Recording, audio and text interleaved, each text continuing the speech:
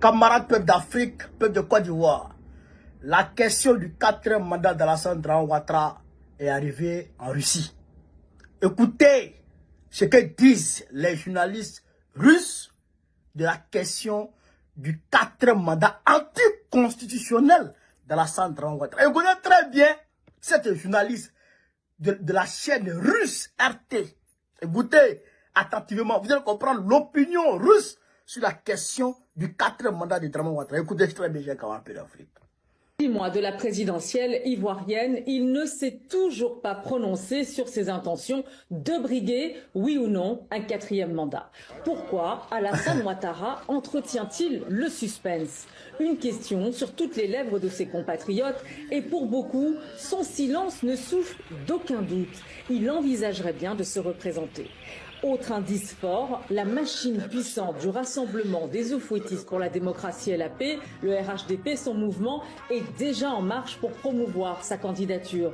Ces dernières semaines, plusieurs de ses cadres ont multiplié les sorties publiques pour convaincre les militants et l'ensemble du peuple ivoirien.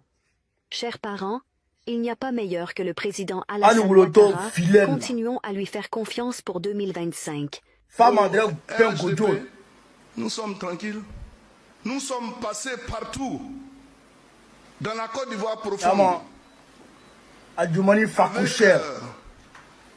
les militants du RHDP pour dire que notre candidat, ce n'est même pas un candidat naturel, parce que j'ai vu un journal titré aujourd'hui, le candidat naturel peut ne pas être candidat. Mais nous, on n'a pas de candidat naturel. Nous, on a un candidat qui est effectif. C'est le président Alassane Ouattara. Ainsi, son camp présente Alassane Ouattara comme le candidat naturel. Au pouvoir depuis 2011 et âgé de 82 ans, une nouvelle victoire lors de l'élection présidentielle le mènerait à la tête du pays jusqu'en 2030. De quoi faire bondir l'opposition.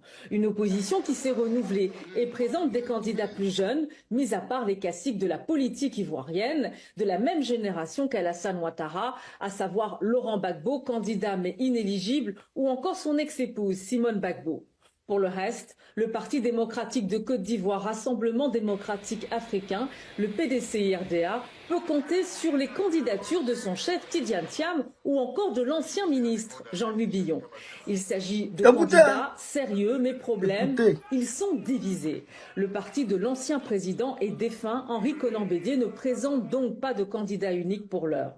En ce qui concerne les autres candidats pour 2025, tous joueront un rôle de figurants très influents, mais leur chance de remporter la présidentielle reste mince, pour certains nulle. C'est le cas de l'ancien Premier ministre Guillaume Soro, devenu l'ennemi juré d'Alassane Ouattara, en exil et sous le coup d'une condamnation à la prison à vie pour atteinte à la sûreté de l'État. Les autres, Pascal Affinguessan ou encore Charles Blé Goudet, profitent également de ce tournant pour dénoncer le pouvoir actuel. Aussi pléthorique soit-elle, dans son ensemble, l'opposition dénonce avec force le nouveau coup politique qui semble se préparer. Le président de la République a entendu la voix du peuple, dixit le porte-parole du gouvernement. Le peuple a entendu la voix du président de la République. Pas question d'un 4e mandat. Au revoir et merci. La liste électorale actuelle est largement suspectée de manipulation, visant à favoriser le camp présidentiel.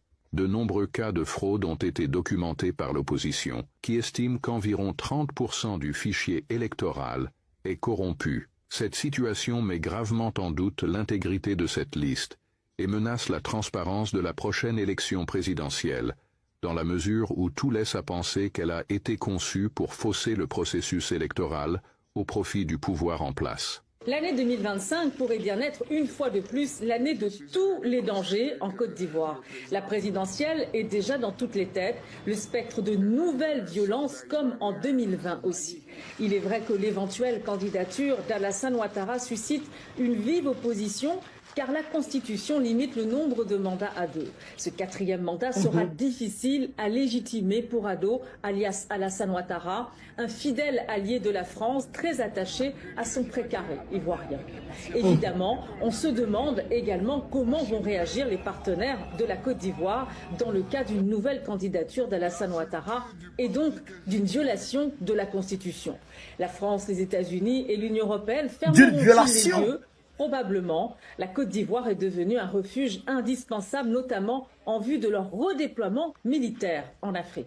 Ce qui est certain, en fidèle stratège politique, Addo devrait s'appuyer sur les divisions au sein de l'opposition et le soutien de ses partenaires internationaux pour concrétiser ses ambitions, si celles-ci se confirment. Vous avez compris? Vous avez compris, chers camarades d'Afrique? Violation de la Constitution. Violation de la Constitution. Est-ce que l'Union européenne, principal allié d'Alassane Ouattara, va fermer les yeux sur une violation, une nouvelle violation de la Constitution? Point d'interrogation. Voici le regard, voici l'opinion, je dirais, de nos partenaires russes sur la question du 4e mandat d'Alassane Ouattara.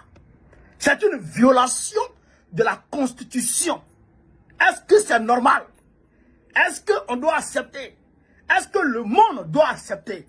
Est-ce que l'Europe, est-ce que l'Union européenne va accepter de fermer les yeux sur cette énième violation de la Constitution de Dramane Ouattara? Question. Question, chers camarades d'Afrique, question. Donc, pour dire quoi? Pour dire qu'aujourd'hui, tout le monde suit la politique ivoirienne. Tout le monde a le regard rivé sur la politique ivoirienne. Parce que 2025 est une année charnière dans l'histoire de notre nation. C'est une année charnière. Ce n'est pas du jeu. C'est le dernier virage qui va conduire à la prospérité, à l'indépendance, à la souveraineté de la Côte d'Ivoire, ou qui va nous amener dans le ravin pour toujours, qui va nous maintenir sous le joug néocolonial pour toujours. Donc, c'est à nous, Ivoiriens, de se mobiliser, d'accepter de mourir, d'accepter le sacrifice ultime pour empêcher Dramane Ouattara de faire un 4e mandat anticonstitutionnel pour nous garder dans le giron France-Africain. C'est à nous de dire non. Tous les pays du monde sont en train de se lever. Tous les pays du monde sont en train de se libérer. C'est nous, on a assis. Ça là, on ne doit pas accepter ça. On doit se lever pour dire non à un 4e mandat anticonstitutionnel de Dramane Ouattara. On doit se lever. Et Dramane, 2025 là, tu vas pas croire à ce qui s'est passé. On ne l'acceptera pas sous aucun prétexte. Jamais on va l'accepter. Ce qui va se passer là, ça s'est passé. On ne va jamais accepter 4e mandat. Est-ce que vous voulez vous dire comment appeler l'Afrique? Si je vive l'Afrique libre, vive le panafricanisme, vive tous les pays panafricains, Babo, président de Gola 2025, Inch'Allah, on est ensemble.